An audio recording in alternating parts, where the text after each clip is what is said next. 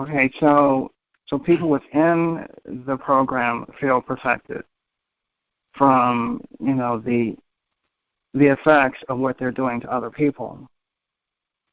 So they feel that this program will continue ad infinitum, I suppose.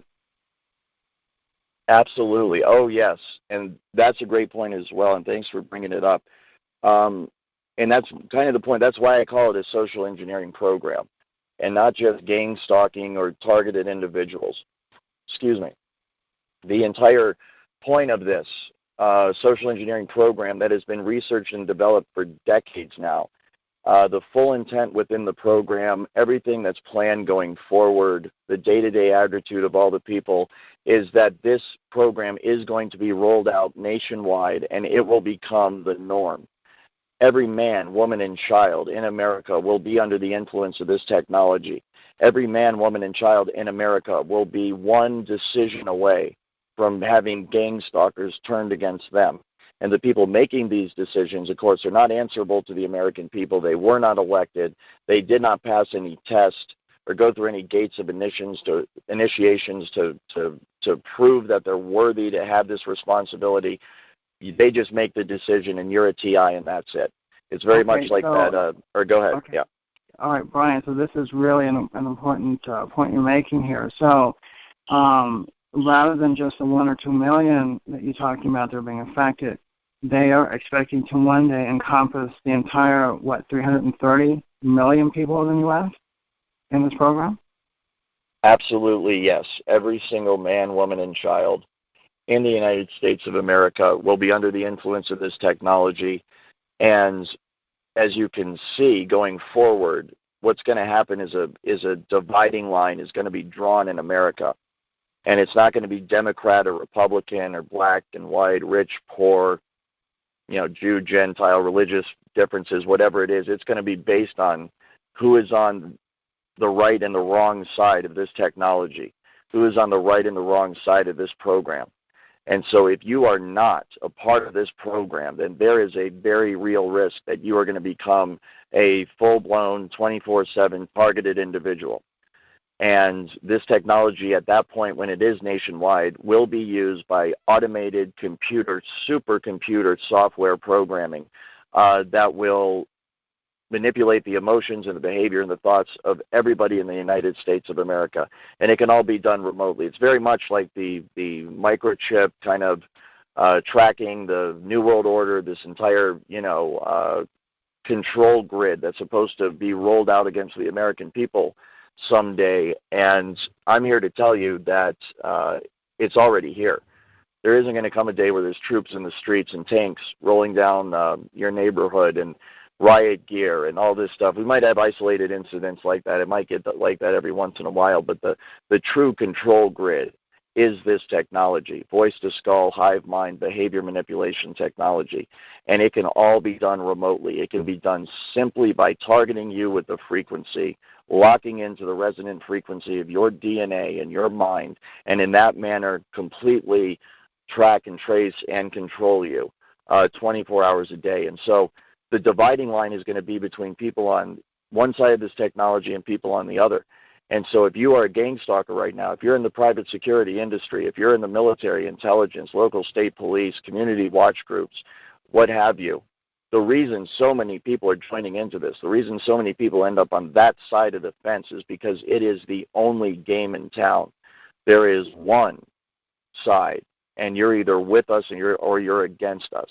And so going forward, that's exactly what I had to think about when I decided to make this decision. That is exactly what went through my mind, and that's why it took me so long to decide what to do about this, because it is you are marking yourself. You are standing up and saying, "Hey, everybody, look at me. I don't like you. I don't like your program, and I'm going to do everything I can to get it shut down." And I was fully aware the entire time that I was thinking about doing that, exactly what was going to happen to me. They were going to torture me. They were going to destroy all my relationships with friends and family, and I was never going to be able to make a living again.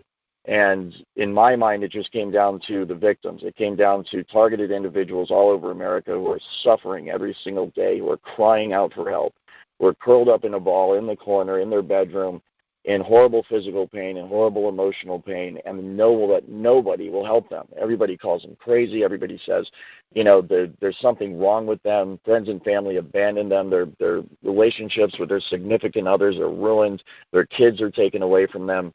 And the homeless people in Seattle are now homeless. Some of the most brilliant men and women I've ever known in my life, as I got to know them, are now homeless, and they have no way to get out because the DESC is specifically going out of their way to make sure they can't get jobs and they can't find homes. So if a gang stalker wants to think about coming forward, this is the decision that they face.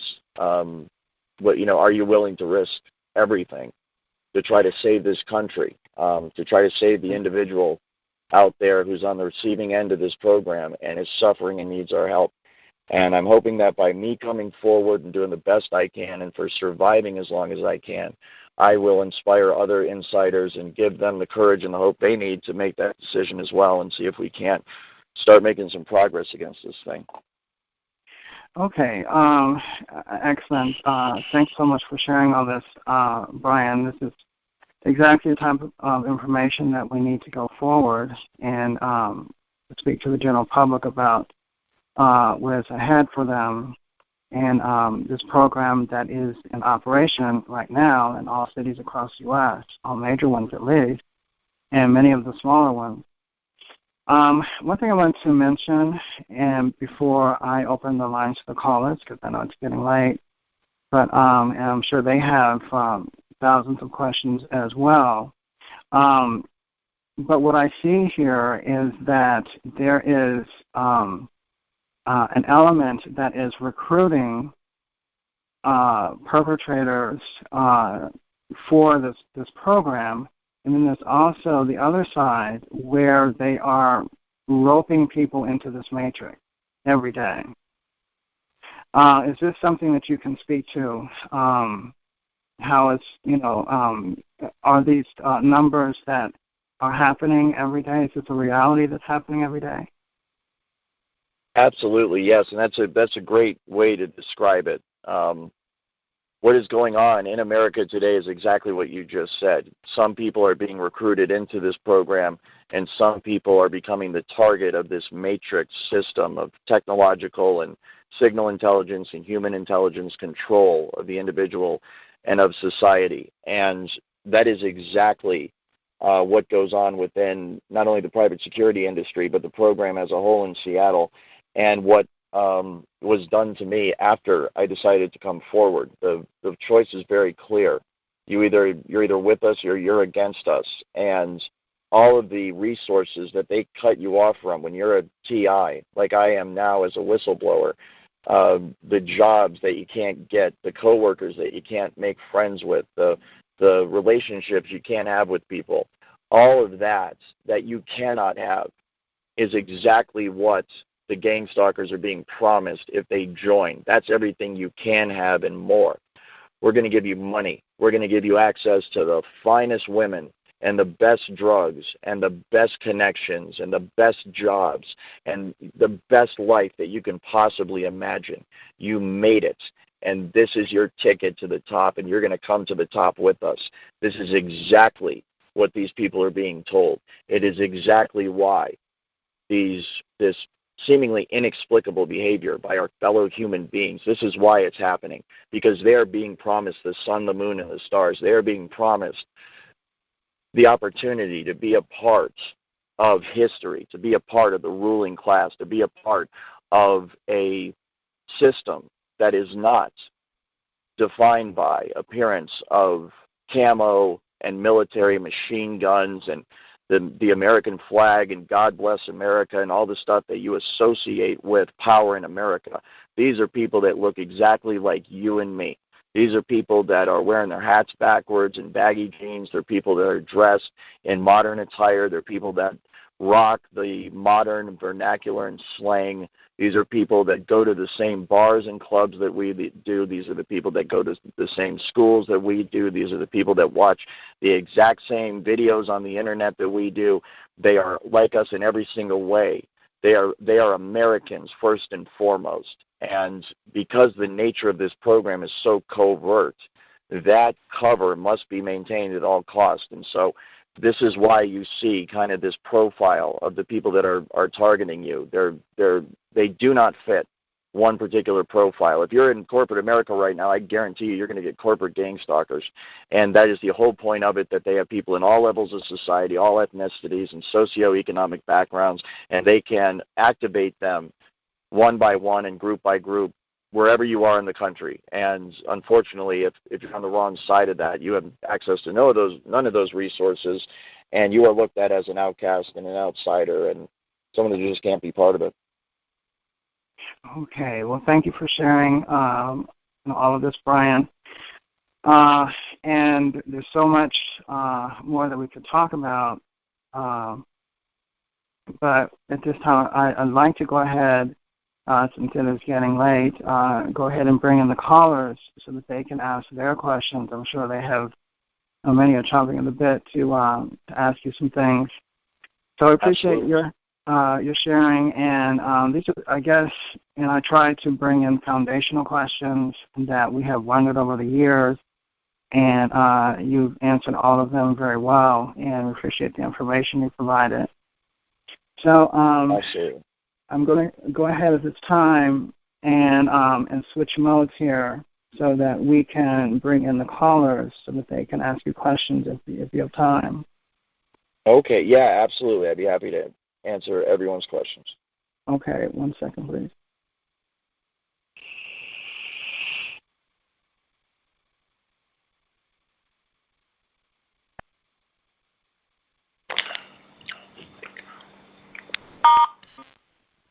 Okay, looks like.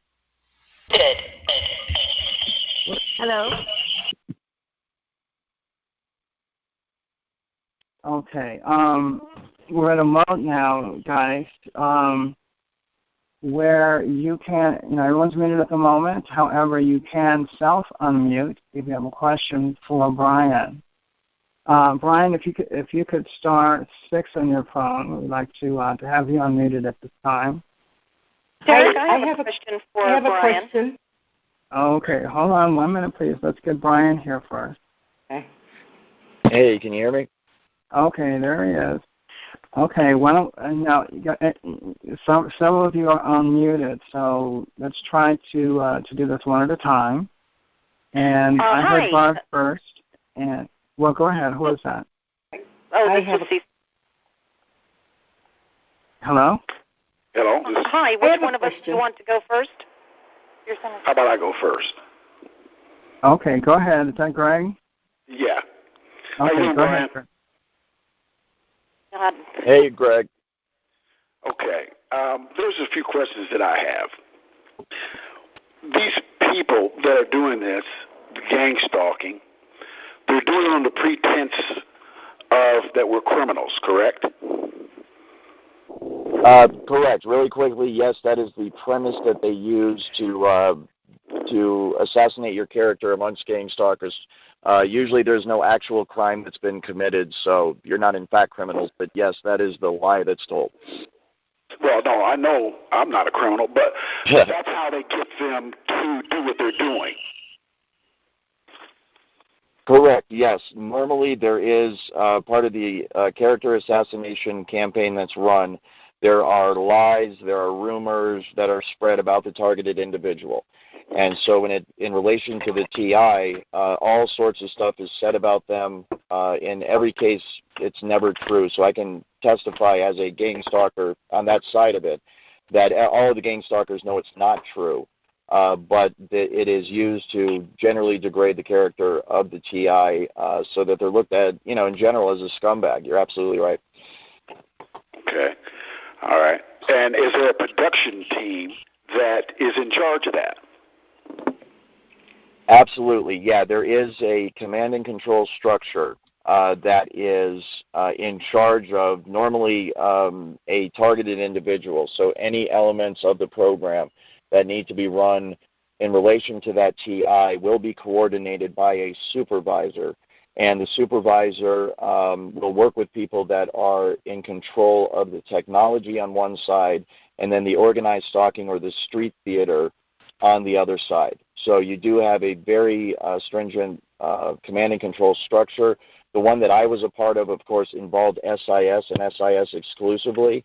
But I have heard from others in general knowledge of the program that's being run around. This could involve people in local and state police as well as what I would call intelligence operatives or assets. They are private corporations that do stuff like talent agencies, recognizing talent, logistics specialists, technology specialists, and then coordination specialists. Right. Okay. All right. Thanks for audio and visual production team. Nope, let somebody else ask. Okay. I have a question. I want to say one thing about thank you very much. I want to say thank you very much first. Okay, hold on. Bob is asking a question. You can go next. Okay. Okay, please, so I just wanted to make one mention of something I see happening up here, and it has to do with the police stations here are now putting in mental wings for the mentally handicapped instead of private institutions or anything like that. I don't know if that's happening anywhere else, but that was very creepy to me. In the major police stations, they are putting in mental wings. So they will be in charge, more or less, is what I'm saying. I hadn't heard that. That's very scary. The question I wanted to ask is with the DNA, when you have somebody's DNA, you can then realize the tendencies they have towards certain diseases. Like Brad Pitt's wife went and had her breast removed because she had a tendency toward a certain breast cancer. With this knowledge, do you have any idea whether they're planning or already are, how do I want to say this, stirring up that particular tendency and creating that particular disease in that person? Well, thank you. That was a great question, and thank you for the info concerning the mental wings and the police station. Absolutely, because that is exactly the pretext that they use a lot of times to get the excuse to target individuals is, obviously coming up with a false psychological diagnosis. So thank you for that. The DNA... That's where I live. That's where it's happening. Okay, great. Thank you. As far as the DNA goes, in principle, in theory, what you're saying is absolutely correct. Frequencies can be used to manipulate someone's DNA and then help to bring about what is a otherwise natural tendency within their genetics. So I can confirm that that's true, and I can confirm that within the scientific research community, that's being done right now. There's DNA-based research that's being done normally to cure diseases, obviously, but if it can be done to cure diseases, then certainly someone with more nefarious goals in mind could use it to engineer diseases and to bring things about. So that is absolutely a major concern, and I think that's one of the reasons we have to get a hold on the entire research and development apparatus of this country, the entire program, the way things are done in secret, and scientific advancements are siphoned off for military and intelligence purposes first, and then everybody else gets them. And the problem with that is exactly what you said. Isn't being done yet? Not that I know specifically, no. I cannot say that I have direct knowledge of that. What I can say, though, is that Amazon has billions and billions of dollars invested in a program that is used to study just those things. So if we wanted to find out who might have that knowledge, Amazon might be a good place to start. Thank you. Okay, we have to move on to the next caller. Thanks so much for all your phone calls and your tapes and being here tonight. Thank you. Thanks. Absolutely. Thank you. Next caller, please. Can you give us the names of your supervisors? I have a question. Okay, someone's asking a question. Go ahead, whoever that is. Eric, which one of us can ask a question? You're going to have to pick us. There's a bunch of us that want to talk. Okay, well, you can go ahead, Cece, since you're talking. Okay. Bryan, I think you indicated that they won't hurt us physically or vandalize or sabotage our property, but I've had all of the above. I've literally been systematically maimed through workers' comp medical procedures. My entire back, my spinal column, from my skull all the way down to my tailbone has been sabotaged. I was, in fact, at a third lumbar ESI procedure, I was brutally forced under anesthesia, screaming for the doctor to stop, and when I woke up, my entire back had been maimed. Muscles were pulled off my back. I had injections throughout my back, my neck, my shoulders, injections into my liver, into my esophagus, all the way, I mean, prolific damage. I'm now disabled. So is that part of the military government experimentation, or was I placed there? Do you think, can corporations like insurance carriers or employers place their people into these programs? Absolutely, yes. And Cece, I'm very sorry to hear about your condition and everything that happened to you. That is horrible, and I can't imagine the pain that you're in. And I do want to just clarify in terms of the hands-off policy, I am in no way suggesting that these people do not harm people physically. I'm speaking about obviously what is a general rule and a general outline that people follow. With specific people, they could very well cross lines and borders and do that sort of thing. In terms of the medical, this was done under surgery, so it could be that the doctors you were under the care of were very much not concerned at all with your well-being. It sounds like they really messed up the surgery, and when you woke up, you were worse off. Intentional. This happened over a period of a year and a half, and it just kept getting worse, and I couldn't figure out why I kept getting worse until the last lumbar epidural, which was the third one. Even the physical therapist maimed me, but I had already filed a complaint at the California Physical Therapy Board, which was completely treated with disregard and disrespect. So I know that the state of California is involved in my stalking and the crimes that have befallen me. But I'm also hit with directed energy weapons. I get the dream manipulation, the dream interrogation. By the way, the dream interrogation has been a lot about my medical history, have I ever hurt my back before, how I was hurt at work. So that's why either they want me to believe that my employer and the defense in my workers' comp claim is behind this, or I don't know what, because it sure seems like that's what they want me to believe. So I'm going with it, although I am a whistleblower and I blew the whistle on a previous employer a few years ago as well, and he told me that he had friends in high places that could make my life very difficult. And shortly thereafter, bizarre things started happening at my home, and at other places of employment. And that was before I ever got injured at work. But I don't know. I often say, God, I hope you don't let me die before I know who has done this, who is behind all of this garbage. So anyway, I believe that my targeting is corporate driven, and we know that makes sense. Yes, and we know that the United States is a corporatocracy. So it makes sense. And you say that Amazon, what do? They offer up some of their employees as part of the protocol or the programs? Absolutely. Yeah, they actually have. They have dedicated entire buildings for the purposes of experimenting on their own employees and SIS employees.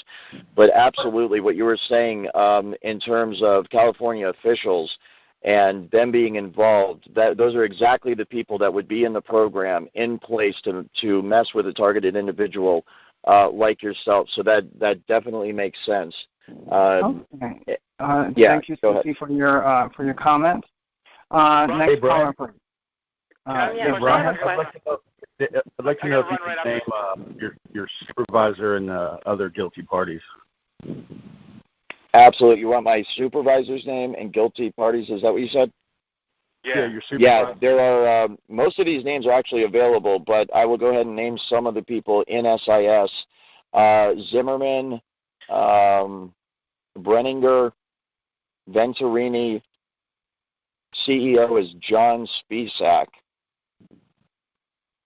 In what capacity? S-P-E-S-A-K. S-P-E-S-A-K, John Spisak. And the command and control structure is such. There is a Dennis P. Hatton that is watch commander.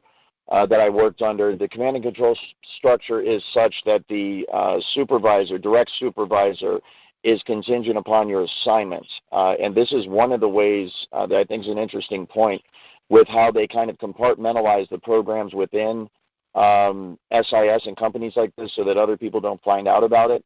There is not a company-wide command and control structure. There is a assignment-specific command and control structure, so that when you are assigned to a specific assignment, you have an immediate supervisor that you report to, and that's it. And so the one supervisor, for example, might only be overseeing 2, 3, 4, 5 security specialists at a time.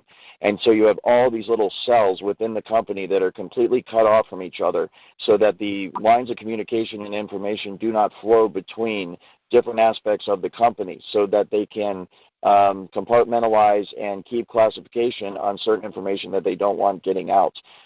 So I worked for many different people. I was assigned to many different assignments. But that was a very good question because it shows how it is organized. Do you have any documentation? Or I have a couple of questions. I just want to say thank you for your courage, first and foremost. Number one, you were talking about how they tried to make everybody into being a scumbag, so to speak. And but most of the people I've spoken with are women, and there's women that are beautiful and attractive. There's women that could be your grandmother. And you say they try to make everybody, come up with some stories or whatever. How do they hurt, women and grandmothers and kill people's pets?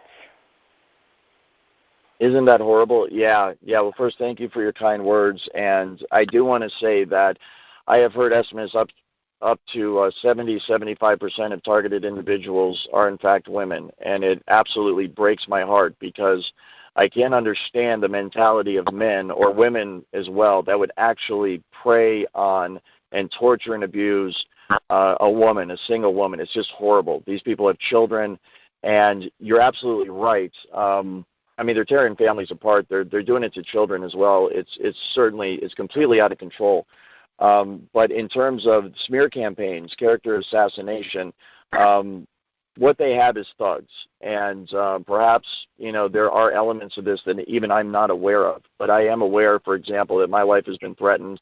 I am aware that people are killed within this program all the time, and they bring in highly trained specialists to do that. They usually have intelligence connections. So in terms of the real dirty work that's done, there are people within the program that are capable of doing that, and they do it because they get paid a lot of money, and they do it because they have been guaranteed by the higher-ups in the program that they're going to get away from it. But go ahead. Okay. I'd just like to say if you guys could keep your questions to 1 or 2, and keep them brief, please. I have a question. We have lots of people waiting to talk. I think Peter was talking first, and you can go next. Okay. Thank you. Am I allowed to ask a question? Go ahead, Peter. You have a question? Yes. Okay. All right. So what I'm curious about is, number one, Lockheed Martin's a big corporation there that works with the government. Are they the ones running this? Not to my knowledge, no. In fact, I do not have any direct evidence of Lockheed Martin based on the social engineering program that I have direct knowledge of in Seattle, Washington. What I can speak to is the involvement of defense contractors in general.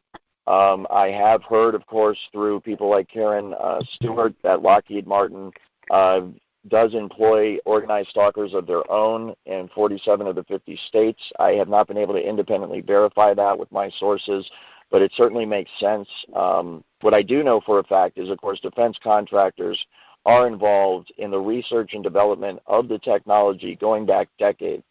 And if anybody wants to learn more, I would suggest looking up patents into things like microwave auditory effect, the voice-to-skull, the behavior modification, frequency weapons, directed energy weapons. Go back to the work of Nikola Tesla and look on down the line throughout history to see who the scientists were that were working on this, and then see the connections that they had to certain aspects of the military-industrial complex of our country. So defense contractors are involved. I am sorry, though, I don't have direct knowledge of Lockheed Martin. Right. Now when you talk about, the pulses, the pulse modulation that affects the population, that's either called brain entrainment or frequency following. All right. Are you aware of any antenna arrays that are doing the broadcasting? This is interesting. I'm glad you brought it up. It is one of the most classified aspects of the technology in terms of my knowledge of it and the average security specialist knowledge of it. You have things broken down basically into a technical department and what I would call a personnel department. Personnel handles the actual monitoring of the technology and the gang stalking. You then have the technical side that monitors the infrastructure, the actual building of devices, antennas, cell phones, towers. So I do not have direct knowledge of that. But I do know that it does utilize antennas, radar, and cell phone towers. And I think radar, I know for a fact, is being used for military bases. I know some of the antennas are being camouflaged within buildings, other structures. They have entire walls and structures built around them just to hide the existence of the antenna. So you can see the effort that goes into covering up the locations of them. And as a result, they're the most classified part of the program, and I do not know any specifics on that other than they're out there and they're everywhere already all over the United States because this system is operational countrywide. Okay, next question, please. I'm an electronic engineer. And I just wanted to let you know that I have a countermeasure for technology like that, and it breaks down a biorelevant feedback loop. And I've actually cured or helped over 130 people. And it's a countermeasure I give out for free if you happen to need it. Wonderful. Yes, yeah. And in fact, this is exactly what I'm looking for. I would love to talk with you more. What was your name again? David Case. And if you want my phone number, you get a pen real quick? Absolutely. Go ahead. 573-300-1579. And what you were talking about, I'll say that one more time, 573-300-1579. And the way you were describing, they're setting up a standing wave with the DNA and then probably doing slight variations in the phasing. And I noticed that tinnitus is pulse code modulation. And that's what my CD has on it, is many forms of pulse code modulation. And I invented it with two 555 oscillator chips. And it makes a sound that has never existed before, and it confuses their technology and breaks down that phase-locked loop that you were talking about. That is brilliant. Yeah, thank you very much, David. That's exactly what we need is electrical engineers like yourself coming up with stuff like this. It's the only hope we have because right now there aren't many defenses against the technology. So you just made my day. Thank you very much. I'd love to try it and see if it really works, and we need more of it for sure. Okay, great. And who was that had the question? I have a question. This is Kathy from Arizona. Oh, Kathy, hi. Go ahead with your question. Hi, Derek. My question to you, and thank you very much, Bryan, for doing this. I really appreciate it. Have you ever heard of the terms AMP project and Rubicon project? I'm sorry, what was the second one? AMP project and Rubicon project. Yes, I have heard of them. I am not an expert or have any in-depth knowledge at all. Okay, because I keep getting those terms sent to me. And like the other day, I woke up and my front teeth were gone. Oh, no. You know, just all kinds of weird stuff's been happening lately. You know, I get a field of daisies showing up on my iPhone. You know, just stuff like that. And absolutely, yeah. If I lisp, it's because I haven't had my teeth fixed yet. But there you go. Yeah, I've been in this program since 2006, and I've been able to survive it because I sort of learned about it very early on by Stop It in Europe. So I was able to get some knowledge. So I have not ever been accused of being insane or anything like that. but, I have had the police department and so forth treat me in a very weird manner. But anyhow, I just wanted to know if you were familiar with those terms, and how about people cooker? No, yeah, other than general terms, I am not familiar with that specifically having to do with this, but hang in there. It's great you've been able to endure this long. I can't imagine. I hear from people all the time, 10, 20 years, they've been targeted individuals, and I can't imagine. So just stay strong, and I'm hoping we can somehow make some progress and get some relief for people out there.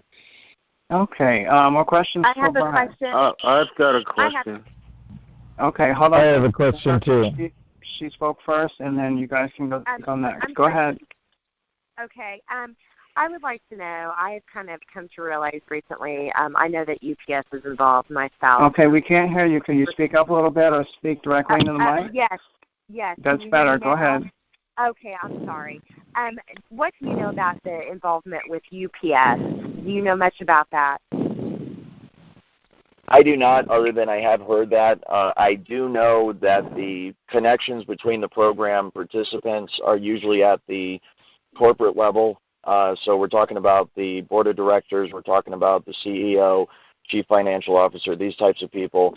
I do know, I can't speak generally on specifics of the program, that what is done within private corporations, because it is so easy to protect proprietary information, they are able to siphon off a part of their company, and then within that department that is highly insulated from the rest of the company, they will have an aspect of their company cooperating with the program at large.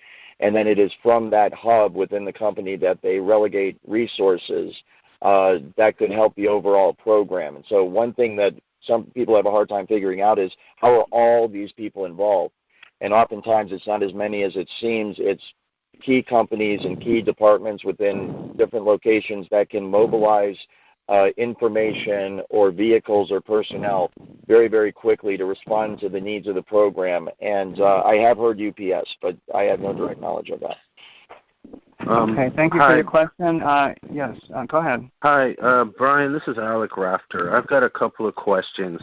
Hey, Alec. Hi, how are you? On the some of your videos or your podcast, you mentioned that sci-fi is what we call V2K. You mentioned that the artificial telepathy people are connected to hive mind. With remote neural monitoring, that's what we call the process of them hearing our thoughts and looking through our eyes. I want to know what you call it. And my last question is, do you have any documents that you could put online regarding this program that we could all access? Absolutely. Yeah, thank you, Alec. Remote neural monitoring, in terms of the terms that I call it, much of it is slang derived from security industry specialists, so it's kind of like a street-level slang that we use for it: hive mind, voice to skull, remote neural monitoring. There's some rather coarse terms that we use as well that are very descriptive but not very scientific. But the remote neural monitoring is one that is, I think, the main feature of it. That they are able to get the information from people. And so that is the aspect I think that is going to be used very covertly against everyone in the country, to read people's thoughts, to see what they are thinking, and then determine whether or not they're a threat to the power establishment or to the individual motivations of companies or local officials or whatever it might be. Also, thank you for the information. I spoke with you earlier, and I really appreciate your help on that. In terms of documents, I do. I also have people that I am in contact with within the industry, potential allies that are sympathetic to our cause and are behind the scenes waiting for the right moment, that are behind the scenes hoping that the general public will become more aware of this issue and will give them the impetus that they need to start to move behind the scenes to make progress against it. There are a lot of people that are against this program and that support TIs, but they are in highly, highly classified positions. They are threatened if they speak out, and they also, of course, have family and friends to think about. So we do have allies there, and I do have documentation, and I am planning on releasing it. I do not know when, because I'm also planning legal proceedings against the federal government and possibly my former employer, DESC and Amazon, and my lawyer is advising me at this point not to release that, but depending on how that goes, very soon I may be able to do that. Okay, thank you very much. And thanks, Alec. Hi, Alec. Okay, more questions for Bryan? Hey, Bryan. I have a question. Okay. Go ahead. All right, so I guess the lady went first. Okay. Who's there? What's your question? Me? Yeah, me. Derek, it's Carrie. I had a question. Do you see yourself as stepping up and testifying for some of the TIs that are gathering evidence to go to court? Absolutely, yes. I would be willing to help anyone that is bringing legal proceedings against the program or against the government. That is my main goal in coming forward, is to attack this from a legal perspective, and I would be happy to lend my testimony or my efforts to anyone that's pursuing that goal. Okay, one other thing really quick. Are you a victim of V2K? Yes, I am. I am a victim of V2K, emotional, the works. I have got a beta version, I believe, of what is going to be rolled out against TIs in the next couple of years. My company was involved in a research development program of kind of the next generation of voice-to-skull and the frequency weaponry. And because I knew these people and I decided to blow the whistle on them, they gave me the most nasty version of it. It is highly, highly advanced. It's one of the reasons I've had a lot of problems getting relief myself, is because I'm dealing with something that is, I think only the military would have and know about in terms of its advanced state. So yes, I am getting all of it 24 hours a day. I'm currently homeless. I've tried 5 other jobs since I resigned from SIS, and I'm under constant torture, surveillance, and gang stalking 24 hours a day. Well, what sort of things are you getting V2K? What kind of things are they telling you? That is interesting. The main one that they repeat all the time is, please be quiet, in not so nice terms, or we're going to kill you. They tell me that everybody is against me. They tell me all sorts of stuff. One of the people, the lady that mentioned that the state of California was involved with her medical problems where she messed up her back, and the Voice of Skull was telling her that it was her corporation or the company she was working for. I hope I get that right. But that's what they do. They beam into people like me's heads all sorts of stuff to try to turn people against each other, to turn companies against each other, individuals against each other. And so what they do to me, I think, is very similar to what I've heard from a lot of TIs. They'll turn TIs against their family. They'll turn family members against TIs, for example, and coworkers, and that's what they're doing with me. They're trying to manipulate me. They're trying to turn me against former employees, employers, people I used to work with, family members, friends, people I'm meeting online, and it's just a constant 24/7 back and forth. Don't trust this person. Do trust that person. Don't trust this person. Do trust that person. Don't you dare try to work again or we're going to kill you. Don't you dare try to contact this person or we're going to kill you. Don't do this or we're going to slander you and smear all sorts of stuff all over the papers. We are very disappointed in what you decided to do. They have been sending stuff into my dreams as well. It's constant 24/7, and luckily because of my training, because I know all aspects are technology-induced, and because I have a bit of training in gang stalking as well, my response to it is always, number one, I know who it's coming from. I know who these people are, so I'm not listening to any of it. I go out of my way to judge things for myself and come to my own decisions. And then when it comes to gang stalkers, I just gang stalk them back. I'm only one man out here, but I try to take them on and fight fire with fire and stand my ground and just at least try to maintain the status quo so I don't slip further down into the darkness, so to speak, where they're trying to put me. Okay, guys. As Bryan kind of hold on, Dutch. Part of this podcast is to help Bryan because he's living in his car, and we are trying to raise a few funds for him. So, if those of you that can, if you could go to his website, which is gangstalkeratwars.com. and scroll down to the bottom of the page, and there's a PayPal donation. If you could drop him a few bucks, that would be great. That would help him because he's trying to relocate from the area that he's in because it's heavily infested, and they're trying to intimidate him, and he's already unsure. At least my impression is he's unsure of the situation, and he's feeling more closed in every day and threatened. So he does need to relocate from his location, and hopefully we can find him someplace where he will be in shelter. You know, if someone has a home.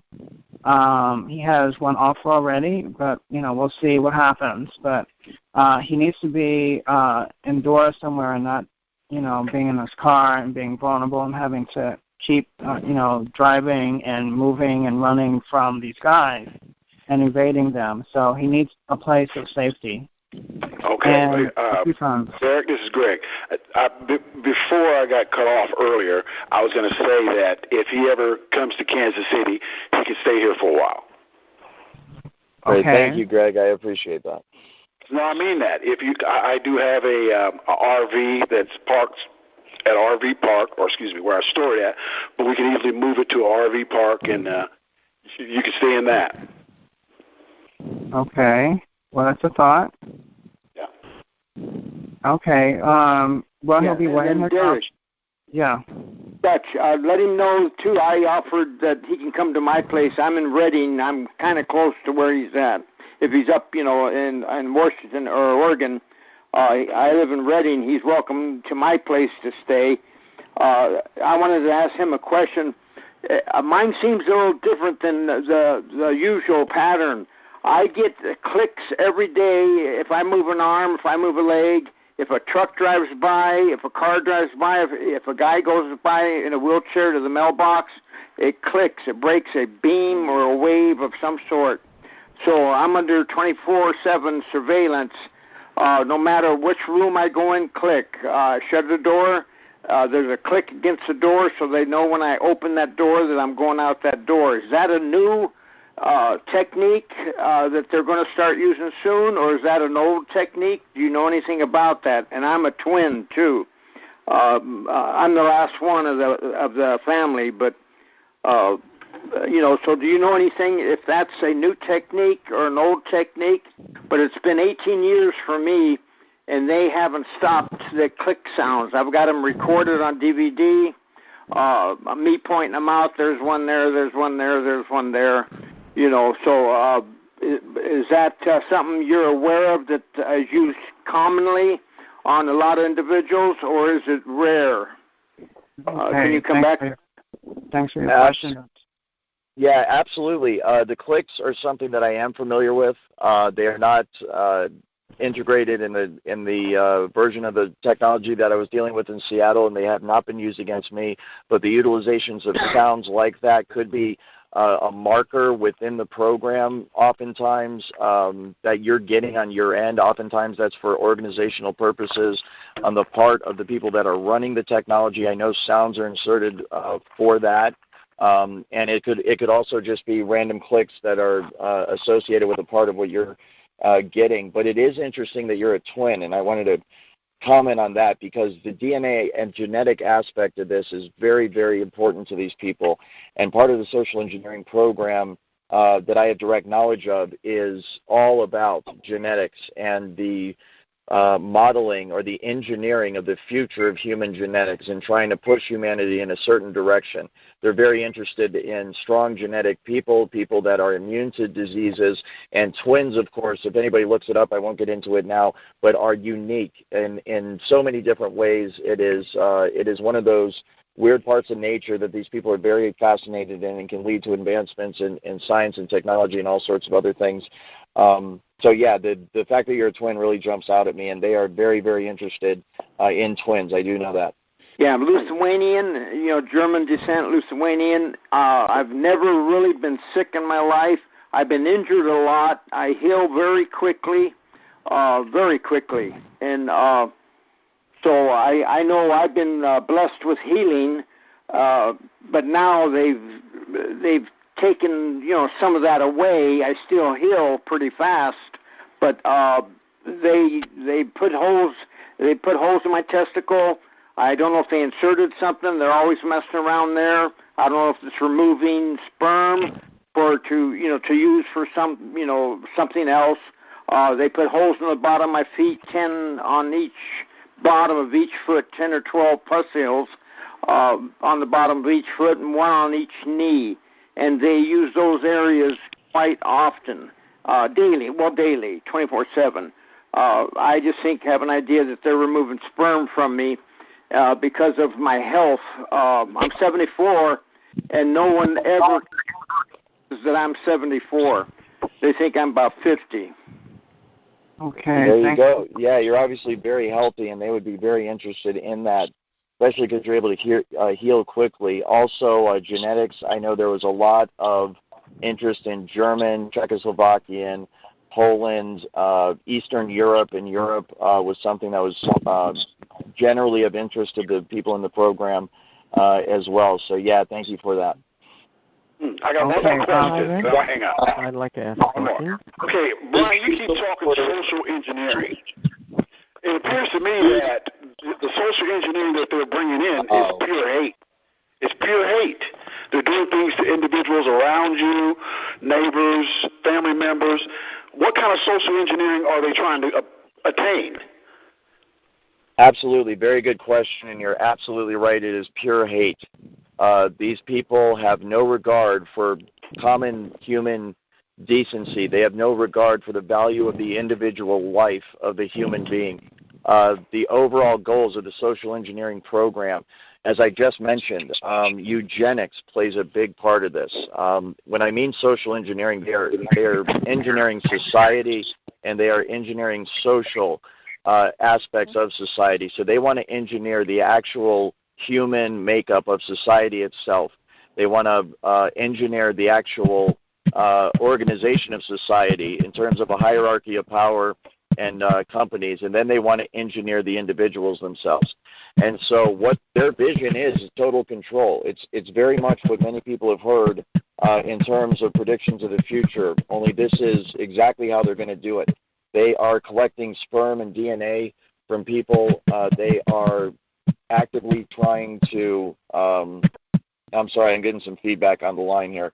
But they are actually trying to engineer certain genetic stock to go forward into the future so that we have from their perspective, a healthier humanity. What it is eugenics. What it is racism. What it is total and complete control of every individual in society for the purposes of being able to dominate over them and the purposes of being able to control every aspect of their life. And their attitude towards it is that the world is a video game, and they're just sitting back messing with real people's lives from the point of view of people that don't care at all. It's sick, it's disgusting, it's absolutely evil, it's unconstitutional, it's illegal, and it needs to be stopped immediately because we are all in grave danger because we live under these people. We're in a country where these people are in power, and it has to be stopped. Okay, Bryan, it's hold on just a minute, please. Bryan, it is a little bit after 9 where you are, and how much time would you say we have? I can go another 10 minutes or so. Hey, Derek? Okay, guys, about 10 minutes. Okay, yes, who has a question? From Puerto Rico, I wanted to ask you if why are a lot of people moving from islands back to the state right now? Can they move people en masse? That's a very interesting question. Or go ahead. Yeah. Yeah, because Puerto Rico right now, we're having like an economy situation. Like everybody's leaving the island. And I've been stuck from Florida to Puerto Rico to Panama to Orlando.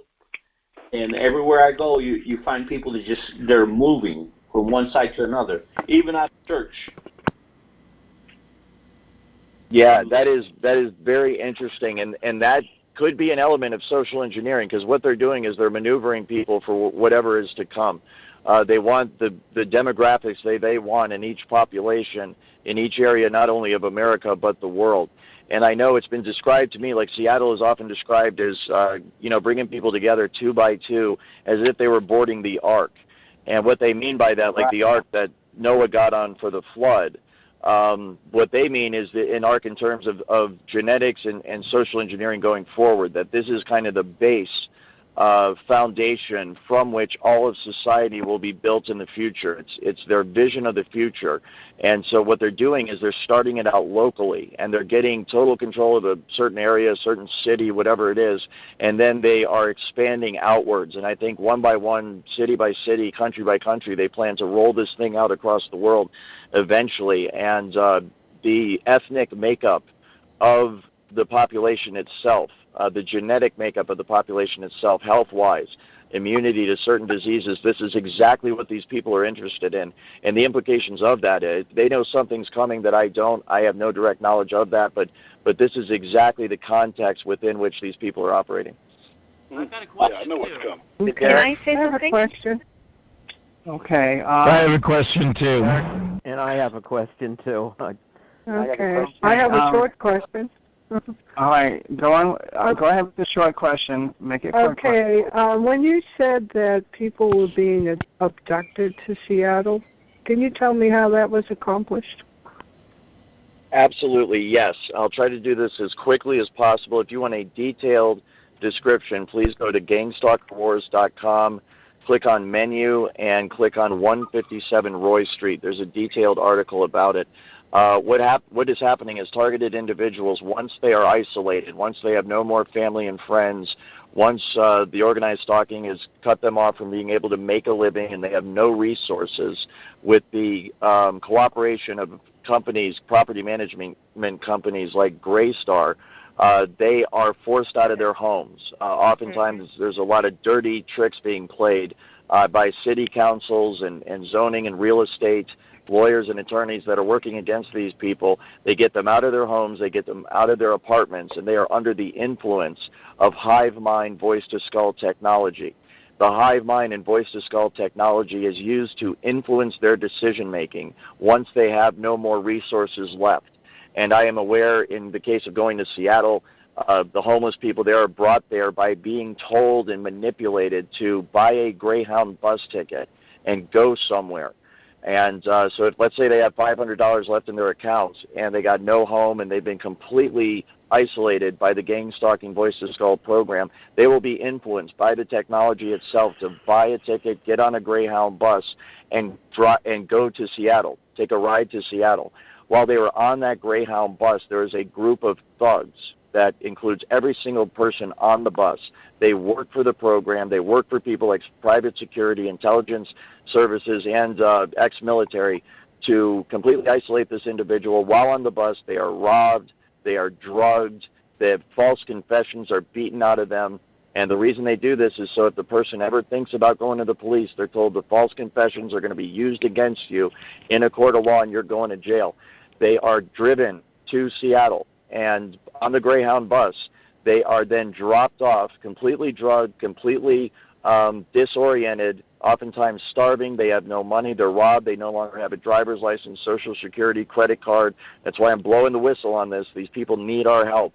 They are dropped off on the side of the road outside the city of Seattle in the freezing cold and rain, and they are forced to walk into the city of Seattle. Once they get to Seattle, they are greeted by street theater and organized stalkers who are on the streets of Seattle, hurl insults at them, generally psychologically torture them until they make their way, with the assistance of voice-to-skull and people on the street, to DESC, the Downtown Emergency Service Center in downtown Seattle, 505 3rd Avenue, Seattle, Washington, 98104.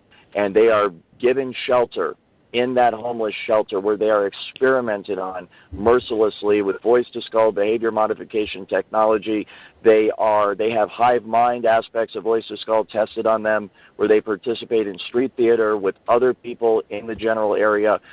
20, 30, 100 people sometimes are under the influence of this technology to practice tactics and protocol of hive mind utilization of the technology for organized stalking that will eventually be used outside of Seattle against American people all over the country, individuals like you and me. And so then they're kept in this homeless shelter, and this is the pool of people, these homeless people that have been abducted from all over the country. This is the pool from which SIS selects its low-level security guards to then go and man a podium in an Amazon-owned building where voice-to-skull hive mind technology is used to experiment on them while at work, usually to fine-tune the visual aspect of the technology so that they can use it for things like facial recognition of high-placed corporate power figures within corporations to identify facial features, to read computer screens from across the room, to read what is on someone's cell phone,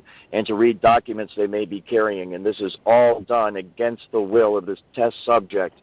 Our fellow human beings are being experimented on by these people.